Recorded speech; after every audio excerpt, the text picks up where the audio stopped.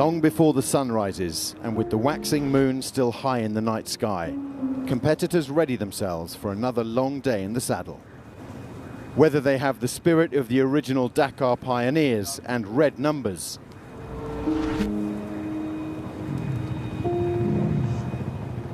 or the full support of a factory team, the desert dunes are what call them all here: rookies, privateers and Dakar legends.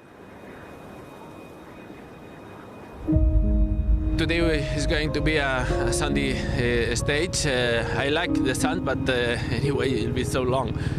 When you're opening in front, it's difficult. So we will try to do as best as possible, and for sure go day by day. Tomorrow will be another day, so still a lot of days in front.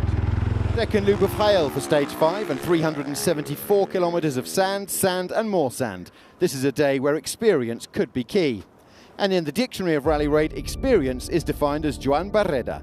He led out and picked up 4 minutes 25 in bonuses, but Bang Bang had a bang, and we saw another example of the greatness of Rally Raid.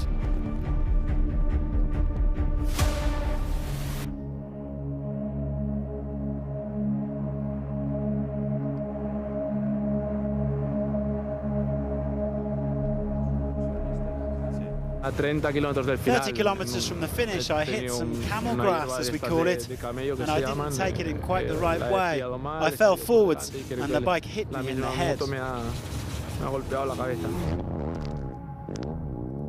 Of all the riders still in contention, Toby Price has been the most consistently impressive. 1, 3, 5, 6, 4, 3, his finishing positions. An extraordinary level of performance from the Australian double Dakar winner. And if you're looking for a breakout star of the year, look no further than Mason Klein. He rode in the second group today for a 4th place.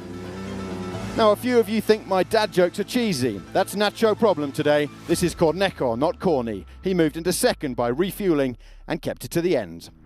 But the Chilean couldn't prevent a 3rd Dakar victory for Adrian van Beveren, who benefited from the 4-strong front group who opened the way, losing their way. AVB found his way to the top step for the first time since weaning in Peru back in 2018.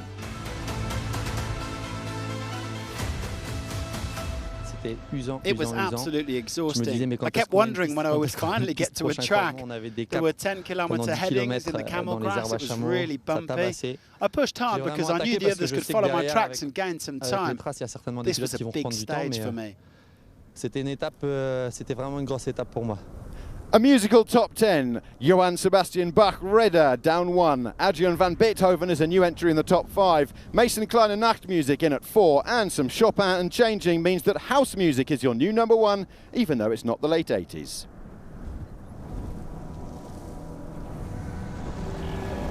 Oh, it's been so tough. It's just, the days are so long. It's just really tough. Myself and Kirsten, rider number 90.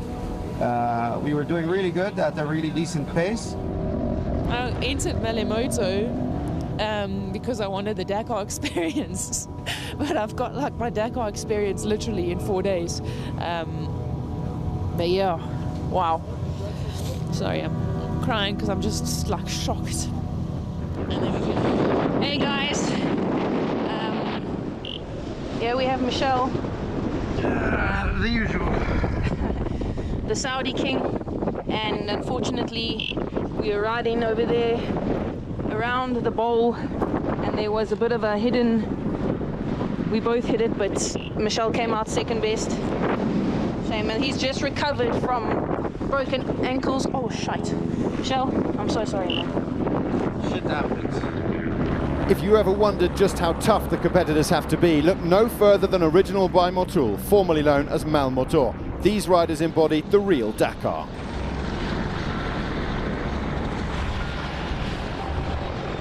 When I don't move it, it's okay, but don't cut my toes.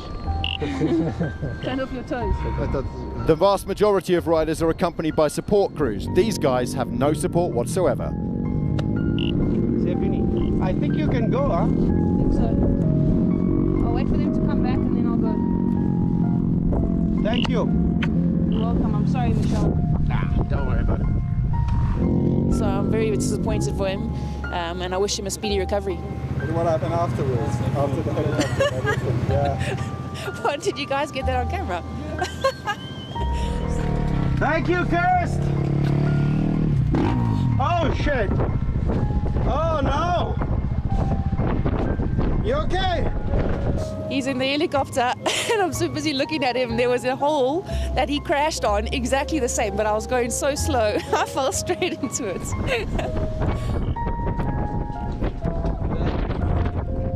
And I think that was definitely the fail of the day. We say that they ride without any support, but there's no doubt how much they support each other out there. It's beautiful.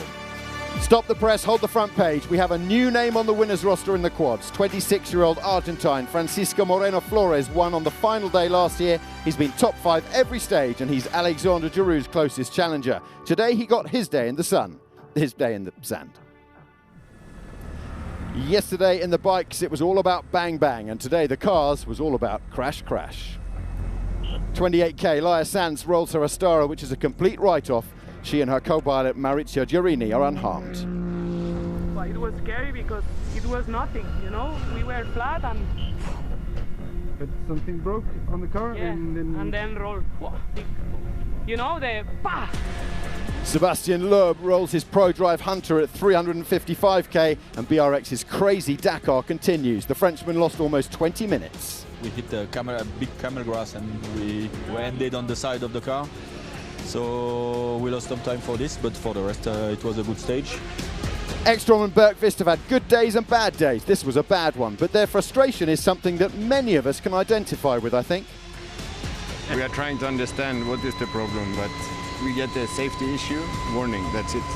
We just try and call and see if there's something we can change. Matthias, I get the same on my A4. Go into vehicle set. Oh, actually, I'll DM you. It's not the right moment to change something to give more horsepower, you know?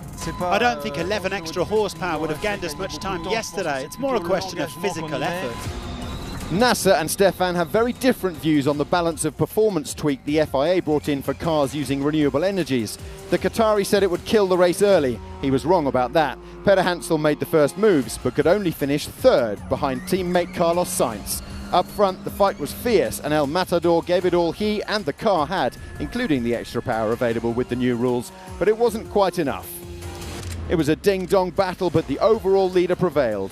No doubt he had a bit of extra motivation today, about 1 minute 58 seconds worth, I'd say. We take a lot of risk, you know, after the decision of yesterday. I am happy to finish today without any problems. The reigning champion did most of his talking in the car, extended his lead to 22.36. Mr. Dakar is doing his best to chase him down, and it's 4 minutes back to Yazid Al-Raji and another 8 to Carlos. Lightweight prototypes and a reminder of how cruel and unforgiving this rally and this desert can be. We've been here for a while now and almost have a steering rack out, so we'll probably just be waiting for the truck to come. Seth Quintero ripped it up today. The boy wonder has to wonder what might have been were it not for mechanical problems yesterday that cost him 1 hour 20 minutes. Meave and Mrs. Jones had the overall now. Quintero is ahead of Christina and J-Lo. I mean, F-Lo. Cristiano Batista, 21st to start today, achieved the best time on the special, beating Rokas Pachuska by 45 seconds. But the Brazilians received a 50-second penalty, so the Lithuanian rival takes the victory. After battling for a place on the day's podium, Gerard Farres finished 4th ahead of Rodrigo Lupi de Oliveira, but he still leads overall. The big boys had a big battle in the dunes and the sand flew. In the blue corner, Martin van den Brink desperate to land a blow early, posting the fastest splits and taking the lead. In the red corner, Alice Loprice, leader overall and looking for the knockout, snuck the win by just 16 seconds. What a fight! Quite nice. I believe that we won the stage, the great performance of the whole crew. So we are happy for each stage finish, so we continue step by step. No change to the top 2, Van Kasteren up to 3rd. Flooding in Al Duadimi means tomorrow's stage will now finish after 361k, and then everyone will head to Riyadh. Today's adventurers are consumed by the passion to surpass what has already been achieved. This thirst to always go further, faster, is just a continuation of the path trodden by those who have gone before. The most important thing is to preserve inside yourself for as long as possible the desire to explore, to discover, to experience. That is everything. From the 1982 Dakar Roadbook by Thierry Sabine.